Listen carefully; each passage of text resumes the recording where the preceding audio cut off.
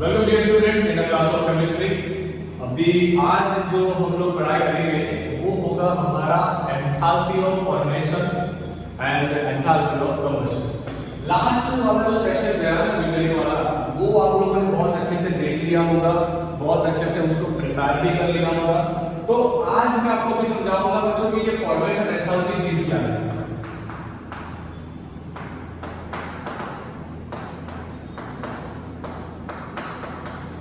ये formation enthalpy basically चीज क्या है वो आज मैं आप लोगों को समझाऊंगा।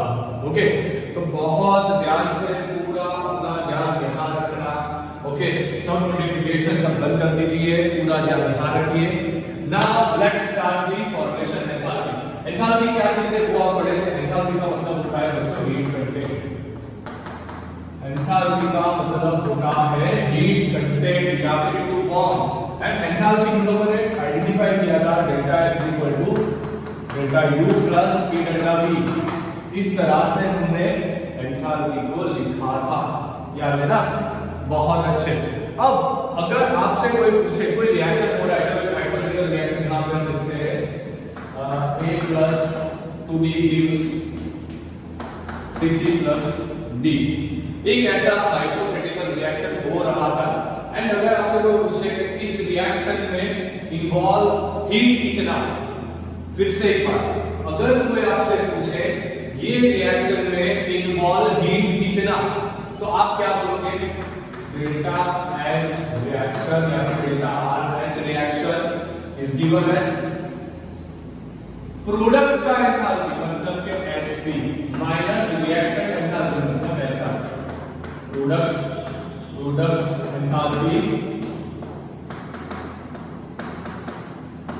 Minus reactants enthalpy. Product enthalpy minus reactant enthalpy वो होता है डेल्टा एच आर। अब देखो ध्यान से, प्रोडक्ट का एंथैल्पी कैसे निकालोगे? तो उसे लिखने की टेक्निक है 3, इसका कोएफिशिएंट आ गया delta H formation of C का formation enthalpy. So delta H of formation यहां लिखेंगे हम, delta H formation of C के फॉर्मेशन का enthalpy plus 130 formation enthalpy of D के फॉर्मेशन का एंथैल्पी माइनस रिएक्टेंट। सो यहां हम लिखेंगे 1 into formation enthalpy of A का formation enthalpy plus 2 into formation enthalpy of B. इस तरह से आप इसका रिएक्शन एंथैल्पी निकालते हो। तो अब क्वेश्चन ये आता है कि ये फॉर्मेशन एंथैल्पी बेसिकली है। ओके, अब देखो मान लीजिए कि फॉर्मेशन किसी भी चीज का करना हो, जैसे एक एग्जांपल मैं एग्जांपल दे रहा हूं फॉर्मेशन के लिए। फॉर्मेशन क्या चीज है? किसी भी चीज को बनाना, किसी भी केमिकल कंपाउंड को बनाना। सिर्फ टर्मिनोलॉजी डिफिकल्ट है बच्चों, उसका कंसेप्ट बहुत इजी है। चलो एक एग्जांपल यहां पर दे रहे हैं जो कल भी दिया था, H2 plus O2 gives H2O।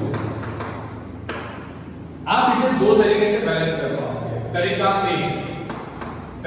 एक जहां पे ऑक्सीजन को मैंने हाफ कर दिया। तरीका 2 जहां पे मैंने H2 plus O2 gives H2O को यहां पे दो रखा, यहां पे दो रखा। अब ध्यान रखो दोनों में फर्क क्या है? दोनों बैलेंस है, बोथ आर बैलेंस।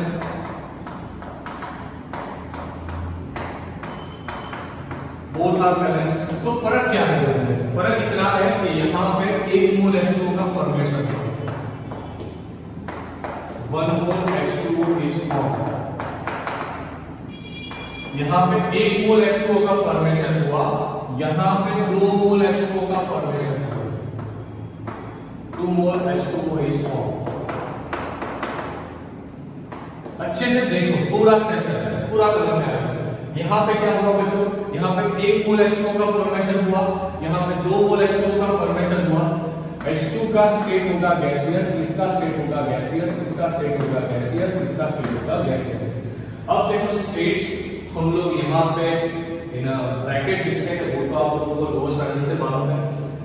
तो 1 मोल कंपाउंड फॉर्म करने के लिए, 1 मोल कंपाउंड फॉर्म करने के लिए कहां से 1 मोल कंपाउंड आपको फॉर्म करना है रिएक्टेंट से, एंड रिएक्टेंट होना चाहिए उसके स्टैंडर्ड स्टेट में, रिएक्शन होना चाहिए उसके स्टैंडर्ड स्टेट में। अब ये स्टैंडर्ड स्टेट रिएक्टेंट क्या होता है? So now what is standard state reactants. अब ये स्टैंडर्ड स्टेट रिएक्टेंट्स क्या होता है? तो जनरली हम लोग क्या करते हैं बच्चों, प्रेशर कंसीडर करते हैं, 1 बार भी कंसीडर किया जाता है, कई बार 1 atm भी कंसीडर किया जाता है। कई बार हम लोग 1 बार को प्रेशर स्टैंडर्ड में लेंगे, कई बार 1 atm को भी लेंगे, तो दोनों ठीक है, चलेगा। टेम्परेचर हम लेंगे यहाँ पे 25 डिग्री सेल्सियस, मतलब कि 25 प्लस 273 298 केल्विन टेम्परेचर। ये दोनों कंडीशन पे आप किसी भी एलिमेंट को ले लीजिए, किसी भी सब्सटेंस को ले लीजिए। एग्जांपल, मानो मैंने कार्बन लिया, ये प्रेशर पे, ये टेम्परेचर। अब आप जैसे जानते हो कार्बन के डिफरेंट एलोट्रॉप्स होते हैं, पढ़े हो allotrope of carbon, allotrope of carbon. कौन कौन से होते हैं एलोट्रॉप ऑफ कार्बन बच्चों? तो पहला आता है ग्रेफाइट, जो हम पेंसिल में यूज करते हैं। दूसरा आता है डायमंड, जो बहुत ज्यादा कीमती होता है। तीसरा आता है कार्बन नैनोट्यूब। पांचवा आता है फुलरिन। बहुत ज्यादा आप सारी चीजें आप 10वीं में पढ़ के आए हो। अब मान लीजिए कि मैंने 25 डिग्री सेल्सियस टेम्परेचर पे एंड 1 बार प्रेशर पे ग्रेफाइट को लिया, 1 बार प्रेशर पे 25 डिग्री सेल्सियस टेम्परेचर पे ग्रेफाइट को लिया। ये ग्रेफाइट हो गया कार्बन का स्टैंडर्ड फॉर्म, एंड इसके लिए delta H standard for carbon graphite वो होता है 0। याद रखना, जब कोई एलिमेंट या सब्सटेंस, फिर से एक बार, जब कोई एलिमेंट या सब्सटेंस उसके स्टैंडर्ड स्टेट में होगा तब उसका स्टैंडर्ड एंथैल्पी 0 आएगा। फिर से एक बार, जब कोई एलिमेंट या सब्सटेंस उसके स्टैंडर्ड स्टेट में होगा तब उसका एंथैल्पी, स्टैंडर्ड एंथैल्पी 0 आएगा। अब अगर आपने डायमंड को सेम टेम्परेचर सेम प्रेशर पे लिया होता तो उसका answer does not equal to 0 आता। अगर आपने कार्बन नैनोट्यूब को लिया होता तो उसका answer does not equal to 0 आता। इसका मतलब ये होता है कार्बन का स्टैंडर्ड स्टेट बच्चों ग्रेफाइट है, ग्रेफाइट। गौर से देखो, थोड़ा गौर लगाओ यहाँ कि एग्जैक्टली हुआ क्या। ग्रेफाइट, डायमंड, कार्बन नैनोट्यूब तीनों के 3 कार्बन के एलोट्रॉप थे, पर सबसे ज्यादा पाए जाने वाला ग्रेफाइट स्टैंडर्ड स्टेट में एंथैल्पी 0 देता है। मतलब कि ये कार्बन का स्टैंडर्ड स्टेट है, मतलब कार्बन हर किसी में पाया जाएगा पर उसका स्टैंडर्ड स्टेट ग्रेफाइट होता है। ध्यान रखना ये चीज याद रखना बहुत इंपॉर्टेंट है, बहुत ही ध्यान रखने वाली चीज है। मान लीजिए मैं ऑक्सीजन ले रहा हूं, यहाँ पे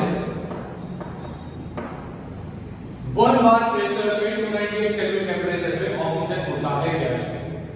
अब इसके केस में भी delta standard H for oxygen आएगा 0 जूल। क्या आएगा? 0 जूल।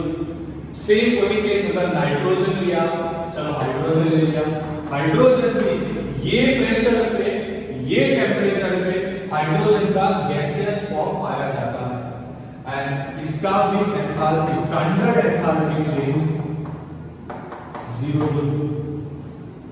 ओके, अब आप बात करो नेक्स्ट वाले फास्फोरस का। चलो, P4 मतलब फास्फोरस। जब आप फास्फोरस की बात करोगे तो फास्फोरस की बेसिकली बच्चों दो एलोट्रोपिक फॉर्म में पाया जाता है। एक होता है रेड फास्फोरस, दूसरा होता है व्हाइट फास्फोरस। पहले बात समझो मैं क्या बोल रहा हूं यहां पे, देखो कुछ डिफिकल्ट नहीं है, थर्मोडायनामिक्स का टर्मिनोलॉजी डिफिकल्ट होता है। पहली बार जब भी लेक्चर देखोगे तो सारा सेशन ऐसा लगेगा कि यार ये कुछ चल रहा है, सही है, ठीक है, समझ में नहीं आ रहा, ऐसा ही लगेगा। अच्छे से पूरा कंसेप्ट एक बार देखो, उसके बाद रिवाइज करो। फास्फोरस पाया जाता है दो स्टेट में, गुजरात कर्नाटक की तो बात नहीं हो रही यहाँ, तो आएगा रेड फास्फोरस, व्हाइट फास्फोरस। अब देखो ध्यान से, हमने लिया 1 बार प्रेशर, हमने लिया 298 केल्विन का टेंपरेचर, एंड दोनों के लिए मैंने डेल्टा एच नॉट निकालने का ट्राई किया। तो मुझे इसके लिए डज नॉट इक्वल टू 0 मिला, इसके लिए मुझे मिला इज इक्वल टू 0। इसका मतलब ये हुआ कि व्हाइट फास्फोरस फास्फोरस का स्टैंडर्ड स्टेट इस टेंपरेचर इस प्रेशर, बात खत्म। यही चीज मैं आपको समझाना चाह रहा हूं। दूसरा एक एग्जांपल, चलो एक और एग्जांपल। मानो हमने एग्जांपल लिया बच्चों नेक्स्ट वाला सल्फर के लिए। जो सल्फर होता है वो भी बेसिकली दो एटॉमिक फॉर्म में पाया जाएगा, ऐसे दो एटॉमिक फॉर्म में पाया जाएगा। एक होगा रोम्बिक सल्फर, दूसरा एक आएगा मोनोक्लिनिक सल्फर,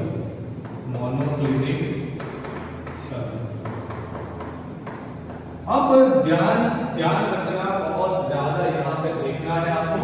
देखो अगर आपने 1 बार प्रेशर लिया, 298 केल्विन टेंपरेचर लिया, एंड इस दोनों के लिए डेल्टा एच नोट निकालना शुरू किया, तो रोम्बिक के लिए आपको आंसर 0 मिला, तो इसके लिए डॉट इक्वल 0 मिला। इसका मतलब ये हुआ कि रोम्बिक सल्फर का स्टैंडर्ड स्टेट है। इसका मतलब क्या हुआ? इसका मतलब ये हुआ कि रोम्बिक सल्फर का स्टैंडर्ड स्टेट है।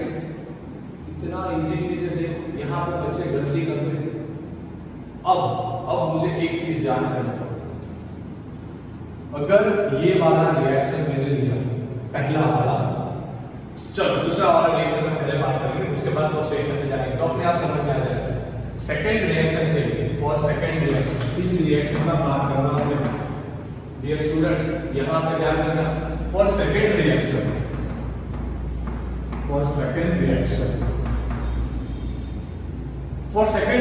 क्या हम यहां पे लिख पाएंगे बच्चों? Delta H for reaction is equal to product enthalpy minus reactant enthalpy, आप मुझे बताओ डियर स्टूडेंट्स के प्रोडक्ट एंथैल्पी कितना होगा? प्रोडक्ट एंथैल्पी यहां पे आएगा 2 into enthalpy of standard enthalpy of formation of H2O, 2 into standard enthalpy of formation of H2O, okay, and minus reactant के बारे में मुझे बताइए, वो आएगा 2 into enthalpy of formation of hydrogen, plus 1 into enthalpy of formation of standard लिखोगे तो पीछे, ठीक है, कोई बात नहीं, formation of oxygen आएगा ना। चलो अब मान लीजिए कि आपको कुछ डेटा दे देता हूं यहां पे, इसका रिएक्शन एंथैल्पी यहां पे मैंने आपको दे दिया, रिएक्शन एंथैल्पी तो वो है, मान लीजिए एक एग्जांपल से x, मान लीजिए x है, तो यहां पे आपको ये वैल्यू दिया है, तो आप यहां पे रिएक्शन एंथैल्पी में लिखोगे क्या? x। अब ध्यान से देखो, इसका आंसर कितना आएगा? ये स्टैंडर्ड स्टेट में है, H2 गैस होता है मतलब स्टैंडर्ड स्टेट में, ओके, तो इसका आंसर आएगा 0, 2 into 0 हुआ है, प्लस ऑक्सीजन भी गैसियस स्टेट में है, पूरा रिएक्शन मैंने दिया था 1 बार पे 298 केल्विन टेंपरेचर पे, तो इसके लिए भी आंसर कितना आएगा? 0, मतलब कि ये पूरा टर्म तो निकल गया। अब ध्यान से देखो, अगर मैंने यहां से x/2 किया तो मुझे standard reaction enthalpy for formation of H2O मिलेगा कि नहीं मिलेगा? मतलब क्या निकला यहां से कि एक मोल कंपाउंड को बनाना है, उसके रिएक्टेंट से जो होने चाहिए बेसिकली स्टैंडर्ड स्टेट में, तब आपको जितना एंथैल्पी लगा वो रिएक्शन करने में, उसे बोला जाता है फॉर्मेशन एंथैल्पी। एंड बच्चों जनरली फॉर्मेशन एंथैल्पी जितना ज्यादा नेगेटिव होगा, फॉर्मेशन एंथैल्पी स्टूडेंट जितना ज्यादा नेगेटिव आएगा ना, उतना बढ़िया अपना बॉन्ड बनेगा। Bond is more stronger in compound. मान लीजिए आपके पास दो कंपाउंड है, एक के अंदर नेगेटिव का वैल्यू बहुत बड़ा है, दूसरे में नेगेटिव का वैल्यू कम है, तो जिसमें नेगेटिव का वैल्यू कम है इसका मतलब ये हुआ कि वो वाला बॉन्ड पहले से वीक होगा। मतलब एक चीज यहाँ पे बहुत बहुत बहुत इंपॉर्टेंट हो जाती है, bond formation is exothermic in nature. Bond formation is exothermic in nature. जो बॉन्ड फॉर्मेशन होता है वो जनरली एक्सोथर्मिक होता है। मतलब कि ए ने बी से बॉन्ड बनाया तो ये बॉन्ड बनते वक्त कुछ एनर्जी ऑलवेज रिलीज करेगा। अब जनरली जो एनर्जी रिलीज करता है यही है हमारी formation enthalpy. And most of the cases में फॉर्मेशन एंथैल्पी नेगेटिव आएगी। दिमाग में गया, पूरी चीज आपको समझ में आ गई। देखो ये बहुत छोटी छोटी चीजें हैं, जैसे कि फॉर्मेशन एंथैल्पी, इसके बाद आएगा combustion enthalpy. Combustion enthalpy next session में हम देखेंगे। बाकी आप लोग सारा पूरा एक मतलब मिक्सअप कर दोगे, हमें मिक्सअप नहीं करना है कंसेप्ट को। ओके, फॉर्मेशन एंथैल्पी का डेफिनेशन अगर निकालना हो तो डेफिनेशन क्या बनेगा? डेफिनेशन बनेगा एनर्जी या फिर enthalpy required for formation of one mole of compound from that standard state is known as a formation enthalpy। तो यहाँ पे H2O का फॉर्मेशन मैंने आपको दिखाया। अब जाके कल वाला न्यूमेरिक फिर से देखो। ये सारी चीजें पढ़ के आपको सिर्फ ध्यान इतना रखना है, देखो कुछ नहीं है। ये कई सारे बच्चे ऐसा लिखने में कंफ्यूज हो जाते हैं। कंफ्यूज नहीं होना है। फॉर्मेशन एंथैल्पी मैंने यहाँ पे H लिखा फॉर्मेशन एंथैल्पी के लिए, F लिखा फॉर्मेशन के लिए, डेल्टा लिखा डिफरेंस के लिए, ये नोट लिखा स्टैंडर्ड स्टेट के लिए। आप अपने हिसाब से लिखो, कोई प्रॉब्लम नहीं है। सिर्फ याद इतना रखो, प्रोडक्ट से रिएक्टेंट को माइनस करो तो आपको कुछ एनर्जी का वैल्यू मिलेगा। हम जिसे एनर्जी बोल रहे हैं उससे ही केमिस्ट्री एंथैल्पी बता रही है, जो है हमारा एक content. Okay, I am sure पूरा कंसेप्ट अभी आपके दिमाग में चला गया। फटाफट से इसका स्क्रीनशॉट निकालो, कॉपी में लिख लो and please revise this concept. बहुत ज्यादा इंपॉर्टेंट कंसेप्ट है फॉर्मेशन एंथैल्पी। नेक्स्ट सेशन में मिलेंगे, कंबशन एंथैल्पी को देखना है उसके बाद। Okay, so take a screenshot fast and don't forget to share, like and comment this video. Thank you.